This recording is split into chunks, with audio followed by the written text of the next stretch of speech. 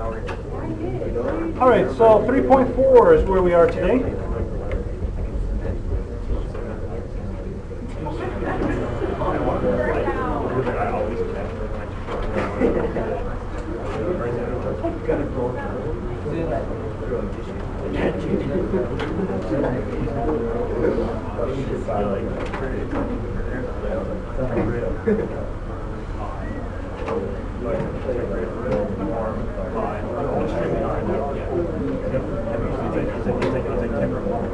All right, so we have talked about exponential and logarithmic functions a little bit for the last few days, and we decided that they're both one-to-one functions. The exponential function and the logarithmic function are inverses of each other. So that gives us some properties to work with. We've been practicing with those properties. We have some properties to work with when we're solving equations. So we have our what we call our one-to-one properties.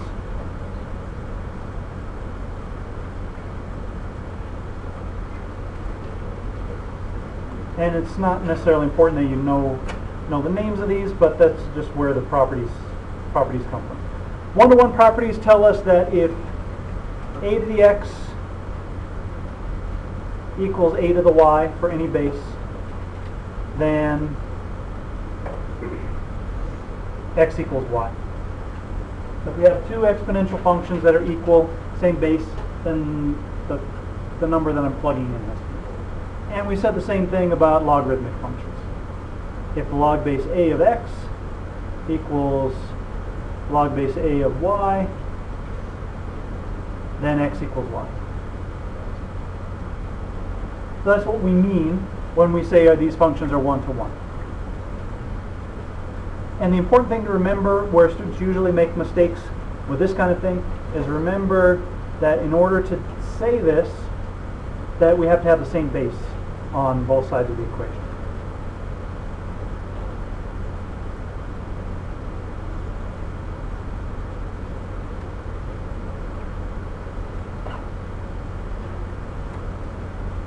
Is there a question? Yes. Log base a and equals log base ya, then would x equal y? If so, you're saying if log base x of some number equals a log base y of the same number, Yeah. would x equal y? Do we have to have the same base? Therefore, Because like, if you think about it, it'd be that way from x is equal to a. Right, Y right. is a, then x equals y. Right? Yeah, I think so.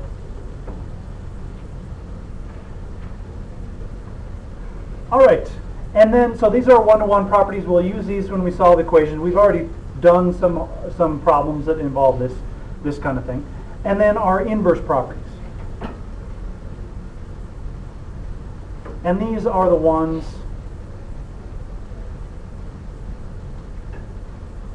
where we're saying that the function and its inverse undoes each other.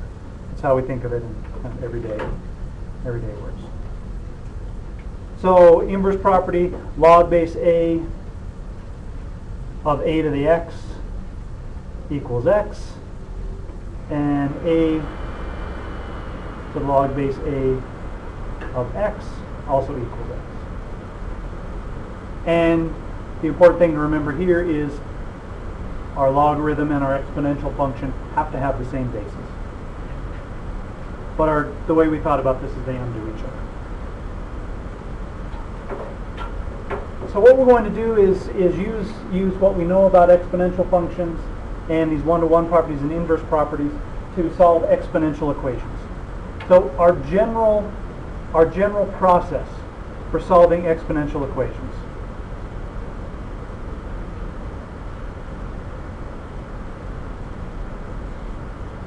Our first step is that we want to isolate the exponential function.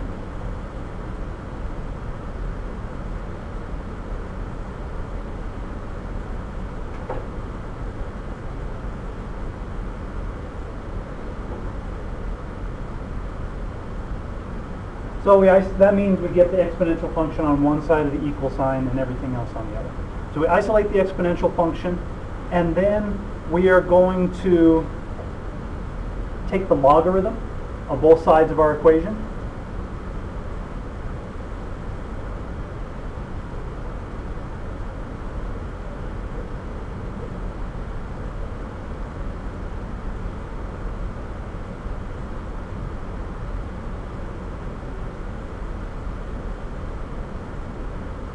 And when we take the logarithm of both sides of our equation, we're going to use one of these one-to-one properties, or we can also use an inverse property.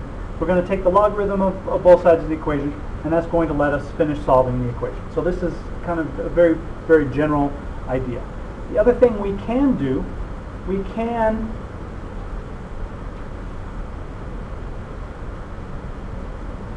also rewrite in logarithmic form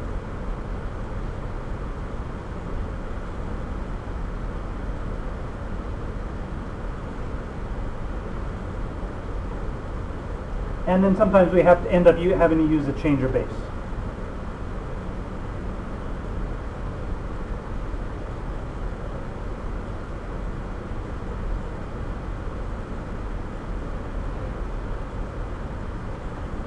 So these are very, very kind of big picture ideas of how we solve exponential equations.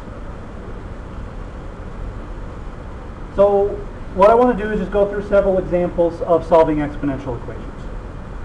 Just show some steps, show a few different ways of how you might see them.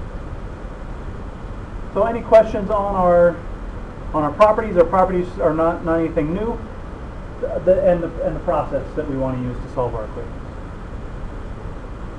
Questions? Okay. So let me start with an easy one. Let's say we have 4 to the x equals 92. And we want to find x. So this is nice and easy. Our exponential function is already isolated. It's already by itself on one side of the equation. Usually when we solve our equation, we want to use the natural log or the common log, because that way it'll allow us to give an approximate answer also. But we can use any base for our logarithm, and then use our change of base point. So if I took the logarithm now of both sides of this equation, I'm going to use a natural log. I get natural log of 4 to the x equals natural log 92. Properties of logarithms tell me I can bring this x out front. So x natural log 4 equals natural log 92. Divide by natural log 4 and I get x equals natural log 92 over natural log 4. That would be my exact answer. I could plug this in my calculator now and get an approximate answer also.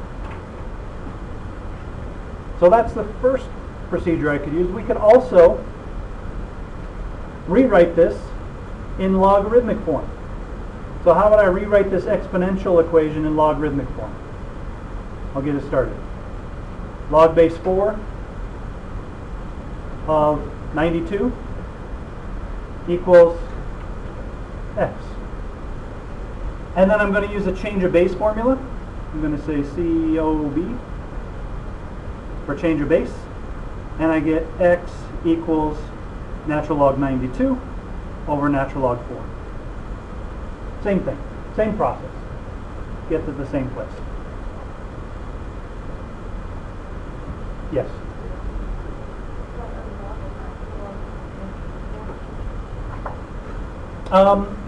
Yeah, pretty much.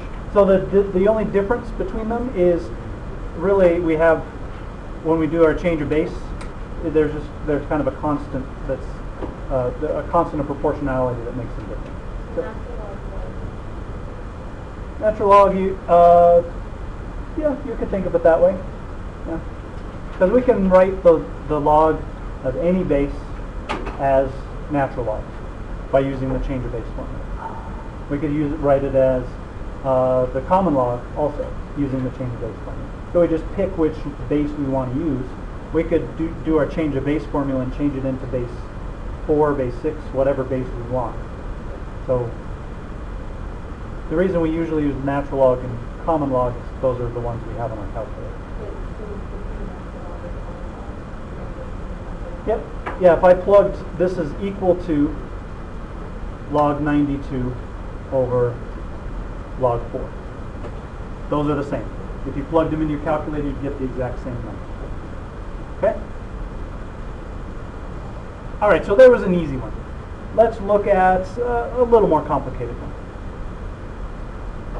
Let's say we have 4 e to the 2x equals 16. So we want to isolate our exponential function. So what are we going to do first? To isolate our exponential function? What is it? Divide by 4. Get rid of that 4. So I get e to the 2x equals 4. Now I could rewrite this in logarithmic form, or I can take the logarithm of both sides. Either way works. I usually think of this in terms of taking the logarithm of both sides. So natural log e to the 2x, and I usually use natural log because it's just, for me, it's just habit. So I've done it enough. And natural log is what you usually use in math. So take the natural log of both sides. Natural log e to the 2x is natural log 4. What's the natural log of e to the 2x? The natural log and the exponential function undo each other. So we get 2x equals natural log 4. Divide by 2. X equals natural log 4. Divide by 2.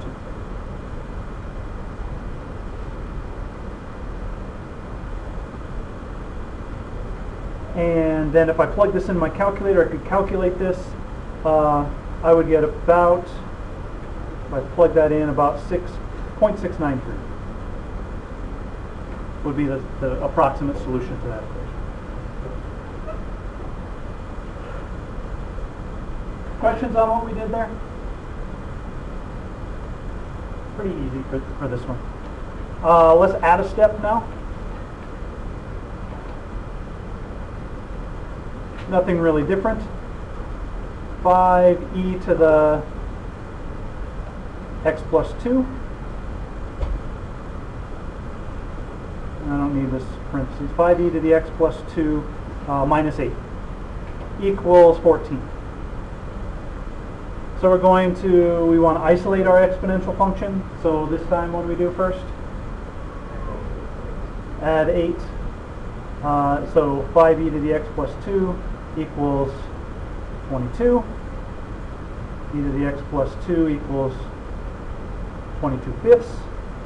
Take the natural log of both sides, or rewrite in exponential form.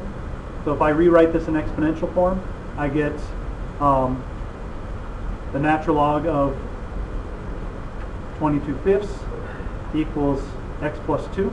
So instead of taking the natural log of both sides that time, I rewrote in exponential form. And then I'm going to subtract 2 from both sides, so I get x equals natural log 22/5 minus 2.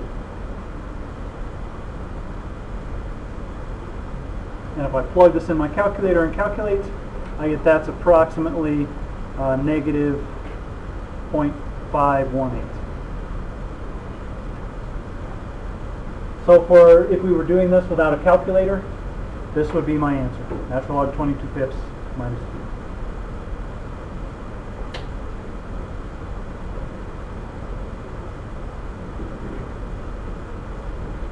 Questions on what we did there?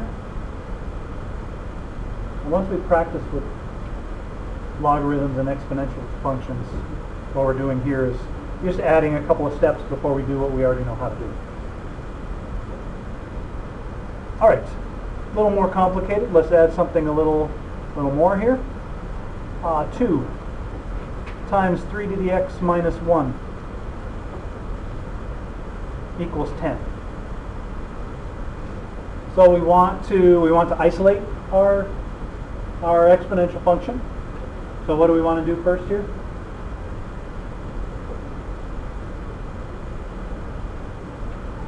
What's going to be the easiest step? We could distribute. Then we have the 2, we have to deal with the 2 times 3x and the 2 here. What would be even easier than distributing? Divide by 2. Just divide both sides by 2. So I get 3 to the x minus 1 equals 5. Add 1 to both sides, 3 to the x equals 6. Now I could go several ways here. I could, if we were to rewrite this in logarithmic form, how would I rewrite this?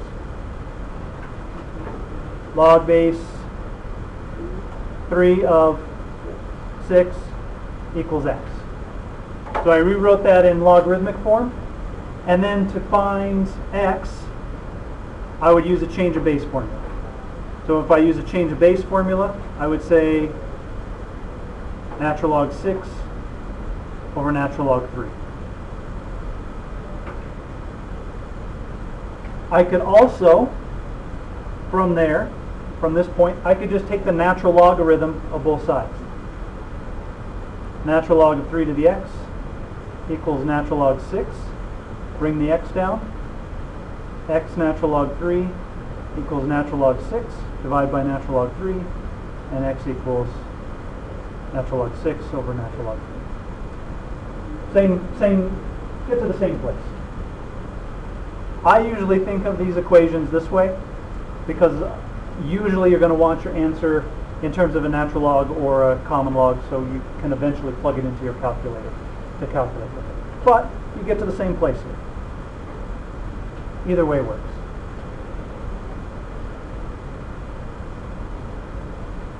Questions there? Okay, let's look at one last one. A little more complicated this time.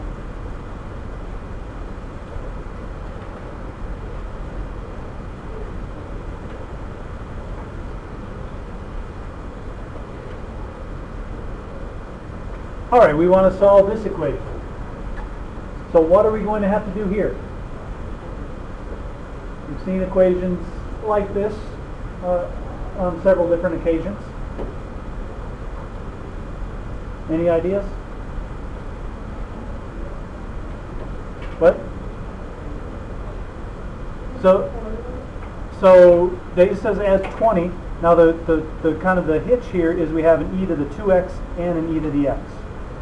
So we have two different exponential functions. Kristen says FOIL it. You're kind of wanting to go the opposite direction, all right? Oh. Undo FOIL. So what do we call that? Factor. We want to factor.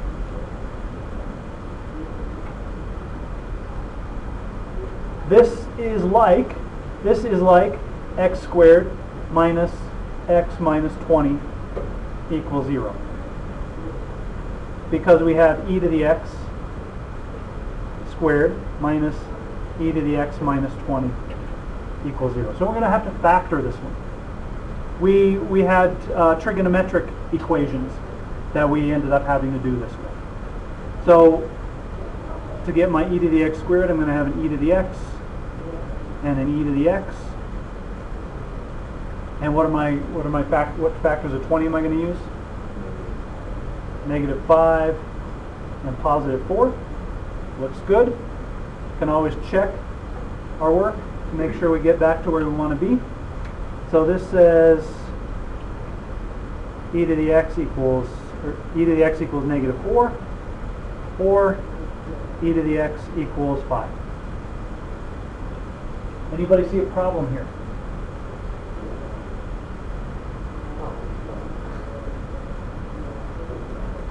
Let me give you a hint.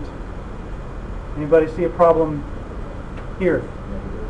It's negative. E to the x is always positive. Our range of our exponential function is x greater than 0. So this is undefined. So we don't get a solution here. If we don't see it right away, to solve this we would take the natural log of both sides. So we would say natural log e to the x equals natural log of negative 4. Hopefully we see it now. This says x equals natural log of negative 4. Our domain of our logarithmic function was x has to be greater than 0. You can't put a negative number in it. So we get no solution out of this particular one. This is undefined. So for this one, we get e to the x equals 5. Natural log of e to the x equals natural log 5. Or we could rewrite this in exponential form. So x equals natural log 5. And that would be our solution.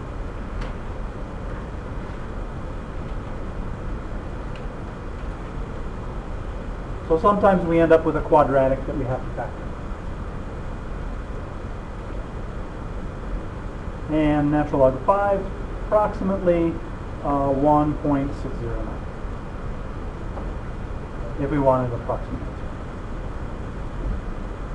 So thinking about things we've talked about in the past, and this is just completely a side note, nothing that we'll have to know here. What would you guess if we went further and worked with this a little more? What would the natural log of a negative number give us? What would you guess?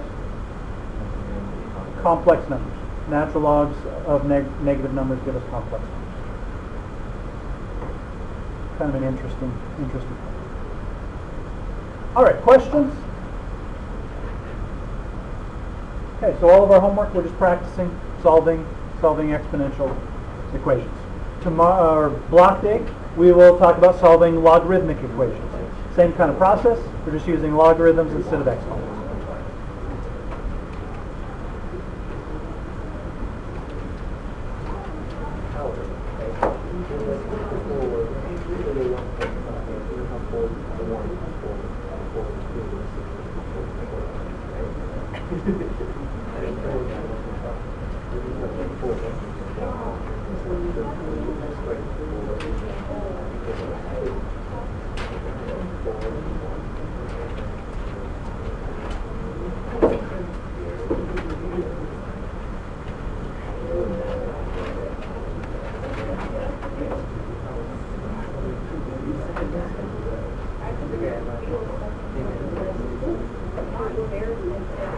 There we go.